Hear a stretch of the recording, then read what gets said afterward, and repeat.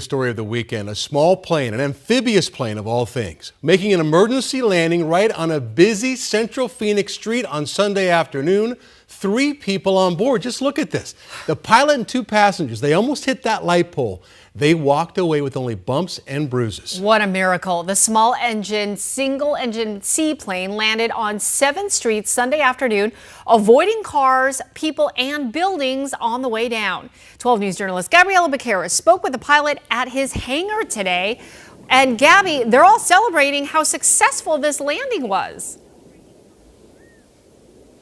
They are, Tram and Troy. All 3 men tell me they can't believe and they're so thankful that this landing happened exactly the way it did. They actually took off from this private runway just behind me here. It's the Hangar Haciendas. They took off yesterday afternoon, were in flight for about 20 minutes before they started hearing some strange noises coming from the engine, and smoke started to fill the inside of the plane. It's at that moment they knew they needed to act quick. Take a look at this video of the crash happening. We got this video from a business in the area.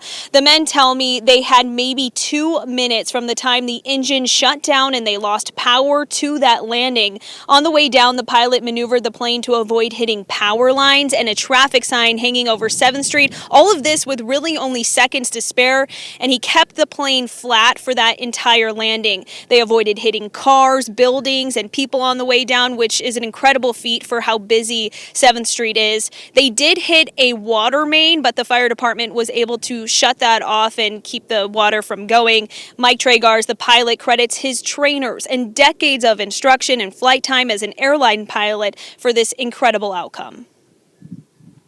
I feel fantastic right now. Still a little sore, obviously, but getting past it. The adrenaline is worn off for sure, and you relive the moments over and over in your head, and I'm doing that, and that's part of the process. And I feel great. I feel like I did my job. And the plane was towed back to the pilot's hangar, where they've been evaluating the damage and trying to figure out what went wrong. But ultimately, the NTSB and FAA will come out here and conduct their own investigation. I spoke with all 3 men again today, and they tell me that they are just so in awe that how far this story has reached. They've been getting phone calls from people all over the country and even people overseas in Europe. So just really taking a moment to settle in with what happened and how grateful they are that they walked away from this successfully. Tram and Troy. Yeah, and even to make it more odd, it's one of those amphibious planes. And I know when you were talking to them last night, because you had an exclusive interview with the passengers on that plane, they said they didn't have time to get that landing gear down at all. That shows you how fast things happened and how quickly they had to react to get down safely.